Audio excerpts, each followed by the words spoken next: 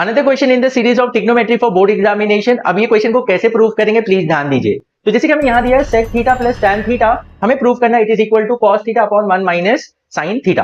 अब इसके LHS को हम कैसे सिंप्लीफाई करेंगे प्लीज ध्यान दीजिए। तो जैसे कि हमें RHS में sin और cos के टर्म में चाहिए, तो यहाँ जितने भी ट्रिग्नोमेट्रिक फंक्शन है इसको हम पहले sin और cos में कन्वर्ट कर देते हैं। तो sec थीटा क्या होता है 1 अपॉन cos थीटा, यस और no, plus tan theta sin और cos के टर्म में क्या होता है, it is sin theta upon cos theta.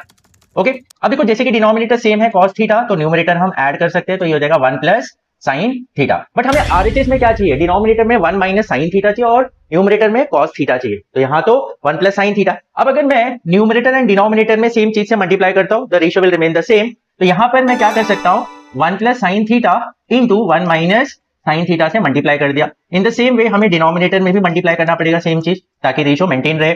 अब देखो ऊपर क्या हो गया 1 plus sin theta 1 minus sin theta, that is a plus B into a minus B के फॉर्मेट में आ गया, and that is equal to a square minus b square के फॉर्मेट में। तो यहाँ हो जाएगा a square that is 1 square minus sin square theta upon cos theta bracket 1 minus sin theta. Okay, अब यहाँ पर 1 square is 1 minus sin square theta upon cos theta bracket 1 minus sin theta.